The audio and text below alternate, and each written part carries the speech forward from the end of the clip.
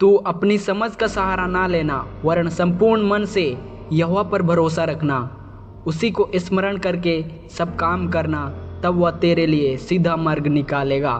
तू विश्वास कर सकता है, तो विश्वास करने वालों के लिए सब कुछ संभव है। तू अपने परमेश्वर यहोवा से अपने पूरे दिल, अपनी पूरी जान, अपने पूरे दिमाग और अपनी पूरी ताकत से प्यार करना। यहोवा तेरे लिए सब कुछ पूरा करेगा। एक पादरी की कहानी है। पादरी को किसी काम से समुंदर की ओर से जाना पड़ा। उस जहाज़ में बहुत से लोग थे और जहाज़ में लोग मस्ती कर रहे थे और बुरे लोग पादरी का मजाक उड़ाने लगा, क्योंकि पादरी उन लोगों को बिना पैसों के ज्ञान दे रहा था। उन लोगों से कहा, जीवन में जो कुछ भी अच्छा होता है, जो आनंद देता है और जीवन भी देता है, वह ईश्वर ही है। बहुत ज़ोर ज़ोर से उस पर हंसने लगा, क्योंकि उन्हें पता ही नहीं था ईश्वर कौन है और पादरी क्या बोल रहा है। तब तक जहाज़ समुंदर के थोड़े बीच पहुंच जाती है। तब समुंदर में तूफान शुरू हो गई और एक बड़ी सी लहर उस जहाज़ को डुबा देती है।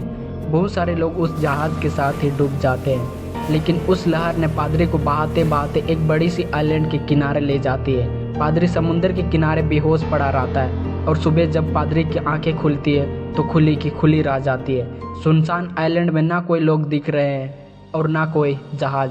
पादरी ऊपर की ओर देखता है और परमेश्वर से विनती करने लगा, परमेश्वर मेरी मदद करे, यहाँ इस सुनसान आइलैंड में किसी ना किसी को भेज दो, नहीं तो मैं किस तरह जीवित रहूँगा। आपने इतनी बड़ी समुंदर से तो बचा लिया, लेकिन यहाँ तो कुछ खाने के लिए भी नहीं है। पूरी दिन गुजर गए लेकिन कोई मदद के लिए नहीं आया। वैसे ही हर रोज़ प्रार्थना करता है, दिन गुजरता गया।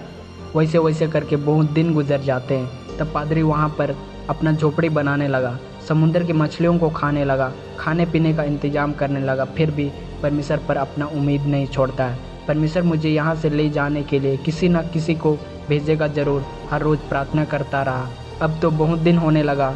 बहुत दिन इंतज़ार करने के बाद एक रात सोचने लगा, परमेश्वर ने मुझे समुंदर से तो बचा लिया, लेकिन इस आइलैंड से बाहर मुझे क्यों नहीं निकाल रहा है। मैंने परमेश्वर के विरुद्ध कुछ गलत काम तो नहीं किया, मैंने जहाज़ के उन लोगों को कुछ गलत तो नहीं बोल दिया। ऐसा सोचता है। हे परमेश्वर, अगर कुछ भी मैंने आपके विरुद्ध गलत काम किया तो मुझे क्षमा कर दीजिए। ऐसा प्रार्थना करता है तो उसी रात बहुत जोर हवा आने की वजह से उसकी झोपड़ी भी जल जाती है।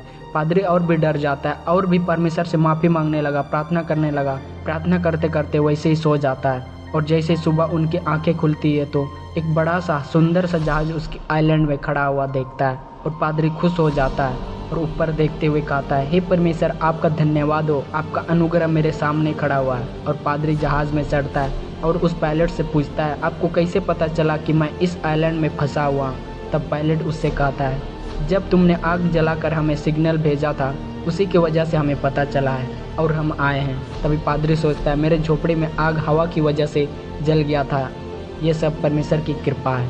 इसी तरह दोस्तों, परमेश्वर पर उम्मीद कभी मत छोड़ना। कभी ना कभी परमेश्वर हमारे लिए कुछ अच्छा करेगा, कुछ बड़ा करेगा। इसीलिए जो कुछ परमेश्वर से उम्मीदें हैं, कभी मत छोड़ना। जिस तरह उस पादरी को परमेश्वर जांचता है, कितना मुझ पर विश्वास करता है, कितना उम्मीद रखता है, उसी तरह हम सबों को भी परमेश्वर जांच करता है।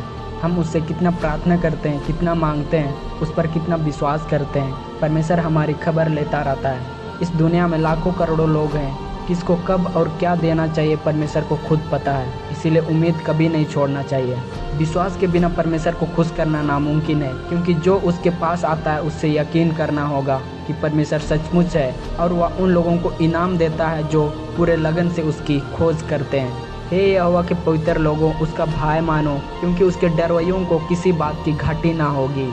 मैं आशा करता हूँ कि आप लोग भी परमेश्वर के विश्वास में मजबूत रहेंगे। परमेश्वर आपके दिनों को शुभ और पवित्र करे। आमीन।